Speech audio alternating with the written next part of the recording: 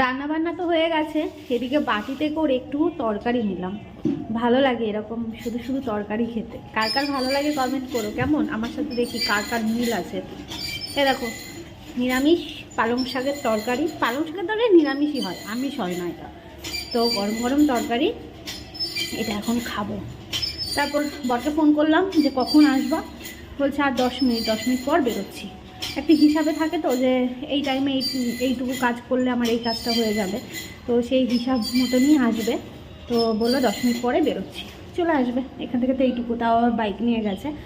তো এত ঠান্ডা লাগছে না আজকে, কি বলবো, আমার প্রচণ্ড আজকে ঠান্ডা লাগছে। আর মাথাটাও যন্ত্রণা করছে, শ্যাম্পুটা করতে পারলাম না। রোদ তো অনেক বেলায় উঠলো, আর এই বেলায় স্নান করলে আমার চুল শোকাবে না, তো তার জন্যে চুলটা আর শ্যাম্পু করা হলো না। দেখি কালকে দেখি যদি পারি করবো। তোমার সাথে করে কি এরাও আসলো? হ্যাঁ, ওই একজন বসে রয়েছে, রাত্রিবেলা যখন বাইক নিয়ে আসবে তখনও দুজন মিলে চলে আসে। আজকে আবার একজন রয়েছে, দিয়ে তারপর বিস্কুট খাবে, তারপর যাবে। কিরে গোলু, গোলু, রোদ পোয়াচ্ছ? কাজ থেকে এসে এখন যাচ্ছে ছাদের দরজা খুলতে, কারণ বেলায় রোদ উঠেছে না, এই দেখো রোদ উঠেছে, ওই জন্যে খুলে দিচ্ছে। ভাল লাগে না, বন্ধ বন্ধ যেন ভালো লাগে না, বদ্ধ বদ্ধ লাগে যেন। এই যে আলো বাতাস ঢুকবে তবেই তো ভাল লাগে। চলো, রান্না বান্না তো কমপ্লিট, আর এখন শুধু স্নান করবে ও, স্নান করে তারপর পুজো দেবে, তারপর খাওয়া দাওয়া করবে।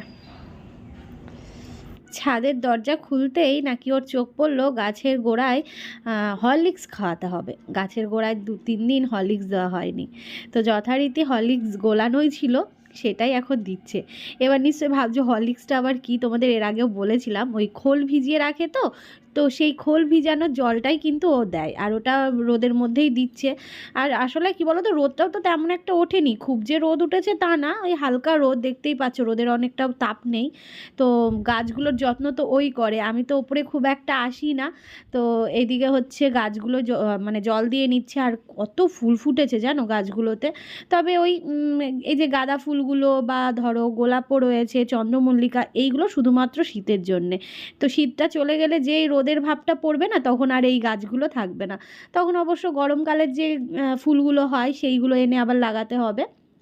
তো যাই হোক, এই যে গাছে এখন ওইটাই দিচ্ছে। আর তোমরা অনেকে কমেন্ট করো যে কি দেয় গাছে দাদা ভাই, গাছগুলো এত ভালো হয় কি করে। সত্যি বলতে গাছের যত্ন না করলে কখনো গাছ ভালো হয় না, আর এই গাছের যত্ন পুরোটাই ও করে। আমি তো সত্যি কিছু করি না। আগে যাও বা এসে আমি একটু জল দিতাম, এখন তো ওপরে আমি খুব একটা উঠিই না, আর আজকে তো উঠিও নি। তো ও দেয় হচ্ছে ওই খোল ভেজানো জলটা, ভীষণ উপকার ওটা গাছের জন্য। তো এদিকে দুপুরের খাবার বেড়ে নিয়েছি, আর ওইদিকে ও খেতে বসে গেছে। ওর তো তাড়াহুড়ো তাড়াহুড়ো করে কাজকর্ম সারলো, এই যে এখন যাবে হচ্ছে কাজে। আর এই যে ডাল। জীবন আর কি আছে, এই তো জীবন।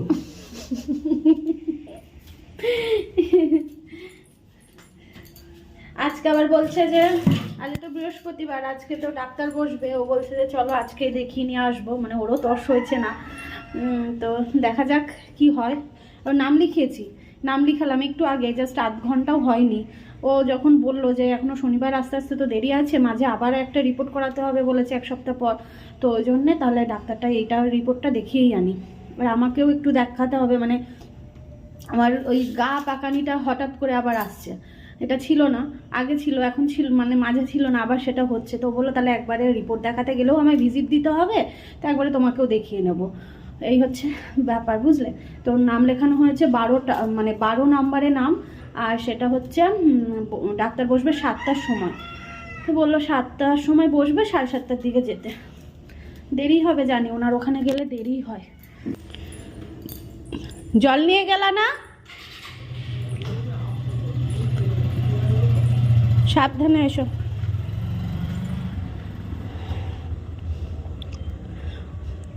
অবেলায় গিয়ে রোদ দিয়েছে দেখো। প্রতিদিন এই ফল খেতে খেতে আমার বিরক্ত লেগে যাচ্ছে, কিন্তু কিছু করার নেই, খেতে তো হবেই। তো একটা মৌসম্বি লেবু কেটে নিয়েছি, এটা এখন খাবো। শীতের বেলা দেখতে দেখতে কেটে যায়, এই সকাল হলো আর এই বুঝি রাত হয়ে যাচ্ছে। তো এখন বিকেলবেলা 2-3 জন মতন এসেছিলো আইব্রো করতে। তো আজকে আমি এই সিঁড়িঘরটাতেই কাজ করলাম, জানো তো। মানে যেহেতু কারেন্ট নেই, তো তার জন্য আমি এখানেই করলাম, কারণ ভেতরে গেলে আবার লাইটের ব্যাপারটা লাগবে। তো এখানেই করলাম চেয়ার নিয়ে। তো যাই হোক, কাজটা হয়ে যাবার পর ঘর বারান্দার সমস্ত কিছু এখন ঝাড় দিয়ে নিচ্ছি। আর দেখতে পেলে গোলু সোনা মানে এই দিকের দরজা খোলা থাকবে আর ও যাবে আসবে এরকমই, মানে একবার ঘরে যাবে একবার বাইরে আসবে এরকমই করে। আর এই দরজাটা তো আমি সবসময় খুলে রাখি না, জানো তোমরা, মানে আমার যখন সামনে কোনো কাজ করি বা বাইরে মানে বারান্দার দিকে থাকি তখনই খুলে রাখি। আর তাছাড়া রান্নাবান্না কমপ্লিট, আমি এখন ঘরে থাকবো মানে দরজাটা দিয়েই রাখি, দরজা সবসময় মানে ইয়ে করি না। আজকে 2জন এসেছিলো আইব্রো করতে, আর সেই কাজটা করলাম, করে নিয়ে ঘর বারান্দার সমস্তটাই ঝাড় দিলাম। বিকেলবেলা তো যে কাজটা রুটিনে থাকে সেটাও তো করতেই হবে। তো তারপর চলে এসেছি রান্নাঘরে। এখানে দেখো ডিম ভুজিয়া করে নিয়েছি, আর এখানে সবজি ভাজা চলছে, সমস্ত কিছু রয়েছে, বাঁধাকপি, ফুলকপি, আর হচ্ছে আলু, পেঁয়াজ আর গাজর। বুঝতেই পারছো কি হবে। এই যে চাউমিনটাকে সেদ্ধ করে নিয়েছি। হঠাৎ কেন এখন চাউমিন বলো তো, আসলে দিদি যাই বসবে বুঝলে, তো ওই জন্যে ভাবলাম যে একটুখানি চাউমিন করি। আমার দিদি আবার, আমি যখন ওর হাতের চাউমিনটা খেতে ভালোবাসি, ও আবার আমার হাতের চাউমিন খেতে ভালোবাসে, তো ওই জন্য ভাবলাম যে একটু চাউমিন করি। তো সেটাই করছি আর কি। আর এই যে কোথায় গেল নেই, গোলু ছিল এতক্ষণ ধরে, গোলু ম্যাও ম্যাও করে পাগল করে দিচ্ছিল। দিয়ে হচ্ছে বিস্কুট দিলাম, দিয়ে খেলো, খেয়ে নিয়ে যে বেরিয়েছে মনে হয় আবার, নাহলে এই আমার পায়ে পায়ে চলছিল জানো। চলো চাউমিনটা করে নিই, দেখি কখন আসে, একটু ফোন করবো। বললো তো 4টে 4:30-এর মধ্যে চলে আসবে, কিন্তু 4:30 তো অলরেডি বেজে গেছে। তো দেখি ফোন করে, ঠিক আছে, সঙ্গে থাকো। এ দেখো এসছে, তোমরা বলো না দিদি আসছে না, দিদি আসছে না। সত্যি দিদি অনেক চাপ গো, দিদি শাশুড়ির শরীরটা খারাপ, তো একা হাতে সব করতে হয়। শরীর খারাপ বলতে কি, মানে সেই কোমরের বল ভেঙে গেছে, যাকে মানে ওই জন্যেই মানে পুরো হয়েছে। ওকেই সমস্ত কিছু করতে হয়, ওই জন্যই ও আসতে পারে না। আমারও তো এখন দেখতে পেলে মানে মনটা তো আমারও চাই যে আসি, কিন্তু কি কি নিয়ে এসেছে দেখো। ও ফল নিয়ে এসছে, এই আজ বোঁদে বানিয়েছে, তোর জন্য নিয়ে যাই। আর এর মধ্যে রয়েছে এঁচোড় চিংড়ি, খাস। ঠিক আছে। আর এই যে দেখো এতক্ষণ পরে এসছে, ও যে ঘরে ছিল আমি জানি না, আমি তোমাদের বললাম না যে এক্ষুনি ছিল, বিস্কুট দিলাম, কোথায় গেল, ও ঘরে ছিল। দিদি এসে দেখছে ঘরে রয়েছে, বস দি। হ্যাঁ, আর ওই যে জামাইবাবু, জামাইবাবুর ঠান্ডা লেগে গেছে, পুরো মাফলার পেয়েছি। আর আজকে ওয়েদারটা যা অবস্থা, ড্রেস দেখলে কেউ বলবে না যে ওর ঠান্ডা লাগছে, মানে এই এই এগুলো পরলে কেউ ভেতরে মনে হয় উলি পরে। হ্যাঁ, ও তো সেইটাই করে। আর ও সবাই তো তাই করে। আর আমি বলতে বলি কি যে সবাই কিন্তু ভাবে যে তোমার এই শীতকালে সোয়েটার নেই, তুমি এইসব পরো খালি। ও তো তাই করে, ভেতরে উলি পরে। যারা শুধু পাঞ্জাবি পরে হ্যাঁ, তারা কি পরে? ভেতরে ডবল উলি করতে। হ্যাঁ ডবল উলি কোট পরে না, ওই উলি কোট পরে। আর ও তো তাই, উপরে শার্ট পরে নাই, বোঝা যায় না, মনে হয় যেন ঠান্ডা লাগছে না। একটা ইনার পরেছি টোটাল, তার উপর আবার একটা উদ্যোগী করতে হবে। চলো এই দেখো একদম রেডি চাউমিন, ঠিক আছে? দেখতে কেমন হয়েছে জানিও।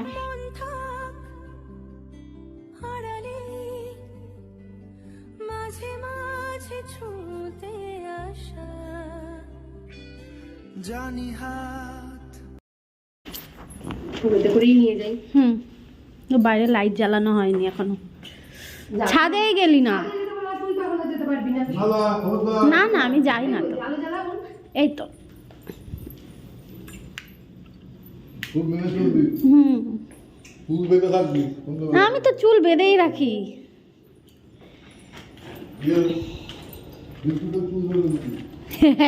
বলে ওকে চুল এটা খুব সুন্দর লাগে। ভাল লাগছে। এদি চাদরটাই তুলে নে। হ্যাঁ হ্যাঁ হ্যাঁ হ্যাঁ, ফোন করবি গিয়ে। এদিক দিয়ে দেখ, ছাদে দেখা যাচ্ছে গাছ পেছন দিকে, দেখেছিস? এক মুঠ ভাত আমি রেখে দিয়েছিলাম, জানি দিদি আমার জন্য এঁচোড় চিংড়ি নিয়ে আসবে। তো দেখো এখন আমি এঁচোড় চিংড়ি দিয়ে একটু ভাত খাবো। আমি যে কি ভালোবাসি বন্ধুরা, তোমাদের কি বলবো। চিংড়ি না দিলেও আমার শুধু এঁচোড় দিলেও হবে, মানে এঁচোড় আলু যেমন তরকারি করে পেঁয়াজ রসুন দিয়ে তেমন করলেও হবে, কিন্তু আমি ভীষণ ভালোবাসি। তো চলো এখন এটা আমি খাবো ইয়াম্মি করি। দেখো তো কত সুন্দর লাগছে। এই যে তো রেডি হয়ে নিয়েছি, অনেকক্ষণ পর আসলাম তোমাদের সামনে। এদিকে আমার বড় রেডি, আর এই যে আন্টি তোমার দেওয়া উপহারটা ও আজকে এটা পরলো। Thank you. তো ওইটা পরেছে, মাথাটা তো পরতে পারবে না যেহেতু হেলমেট রয়েছে, ওই জন্য ওটা পরলো। গলাটা তো ঢাকা থাকবে।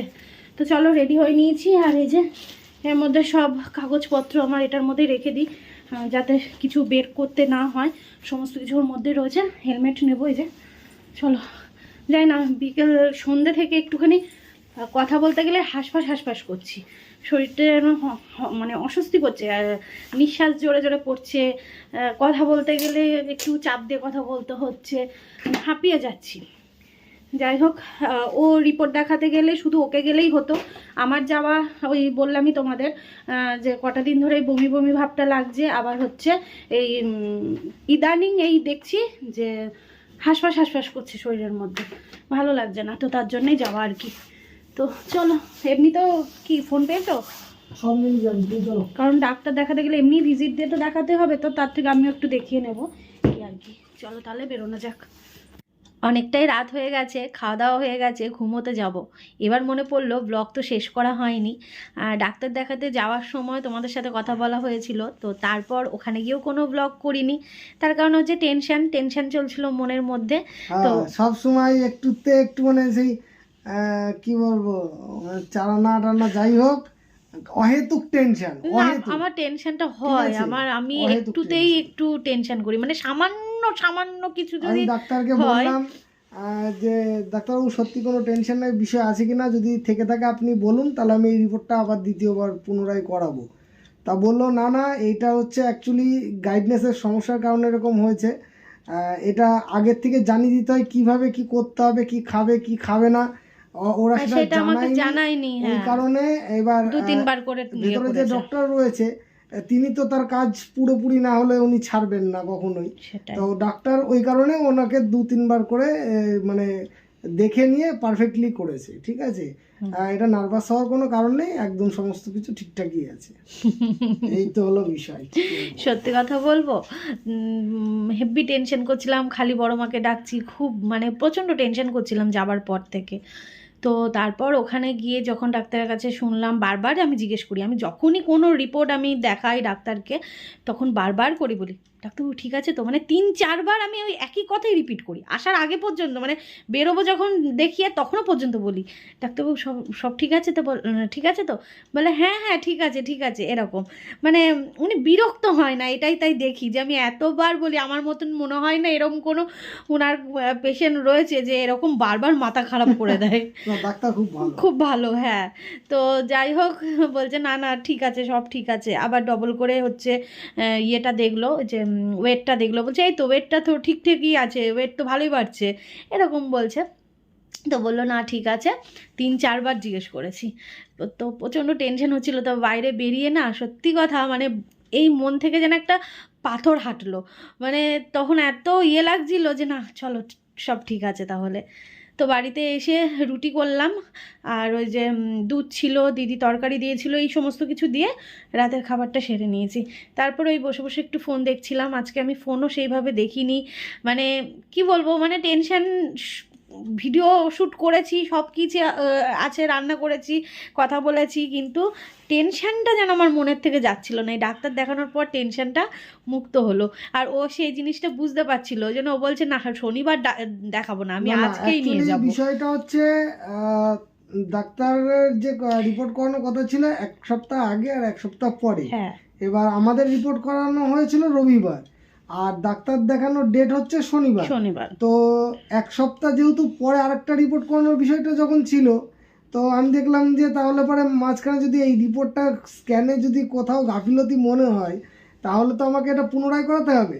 তাহলে পরে সেই 1 সপ্তাহের মাঝখানে আমি সময়টা যদি পেয়ে যাই, তাহলে আমি রিপোর্টটা তো করিয়ে নিতেই পারি, আর একসাথে তো দুটো রিপোর্ট করানো যাবে না। তো ওরা যেটা বললো যে এই 1 সপ্তাহ পরে ওই রিপোর্টটা হবে, তাহলে আমি এক সপ্তাহে দুটো রিপোর্ট কীভাবে কী করাবো। তো আমি দেখলাম তাহলে বৃহস্পতিবারে যদি যাই আজকেই দেখিয়ে নেবো, যদি সমস্যা বলে বা বলে যে কোথাও রিপোর্টটা পরিষ্কার আসেনি আবার করাতে হবে, তো সেক্ষেত্রে আমি তাহলে তার নেক্সট দিন গিয়েই করে নিতে পারবো। তো ডাক্তারবাবুকে দেখালাম, ডাক্তারবাবু তো বলেই তো দিল, যাই হোক কোনো টেনশনের বিষয় নেই। আমি না মানে কিছু জায়গায় আমার একটু খুঁত লাগছিল, একদম পুরো পারফেক্ট কিছু জায়গায় আমি না বলছি তো এটা কি লেখা রয়েছে, এটা তো এরম বলছে আরে এটা সবারই থাকে, এটা হ্যাঁ এটা সব কিছুতে আসে না, এটা সবার হয় এরকম। আমি পয়েন্টগুলো দেখে গেছি যে এই জায়গাটা আমি নোটিস করাবো, আমি এরকম হাত দিয়ে দেখাচ্ছি যে ডাক্তার এটা দেখুন, ওই বড় ডাক্তার এটা দেখুন, ওটা দেখুন, ওটা কি বলছে, ওটা তো বলছে এটার শো হয়নি, তো বলছে না এটা হয় না, এটা হয় ওটা হয় না, এটা সবারই হয়, এরকম বলছে, মানে এরমভাবে ডিটেলসে কেউ বলে না সত্যি কথায়। যাই হোক, আমার যে টেনশানটা হচ্ছিলো সেই টেনশানটাও তোমাদের সাথে শেয়ার করেছিলাম, তো এখন আমার টেনশানটা কেটেছে একটু। তো তারপর ওই জন্য ভাবলাম তোমাদের সাথে এই কথাটা না শেয়ার করলে নয়, কারণ তোমরা আমার পরিবার, সব সময় তোমরা অনেক সাহস দাও। সেই ব্লগটা আপলোড করার পর প্রচুর সাহস দিয়েছো যে রিয়াঙ্কা কিছু হবে না, টেনশান করো না, এই সময় টেনশান করতে নেই। জানি গো, সবই জানি, তবুও না টেনশানটা যেন কোথা থেকে চলে আসে। আসলে সারাদিন একা থাকি তো, একার যে মস্তিষ্কে না নানা রকম চিন্তা ঘোরে। যাই হোক, চলো ব্লগটা শেষ করছি। কেমন লাগলো আজকের ব্লগটা অবশ্যই কমেন্ট করে জানিও। নতুন একটা ব্লগের সাথে খুব শিগগিরই দেখা হচ্ছে। কেমন? ভালো থেকো, সুস্থ থেকো, সাবধানে থেকো, আর সব সময় আশীর্বাদের হাতটা আমাদের মাথার ওপর রেখো। সব যেন ভালো হয়, ঠাকুরের কাছে প্রে করো যেন সব কিছু যেন ভালো হয়, এটাই চাইবো, আর কিছু না। তো চলো টাটা, শুভরাত্রি।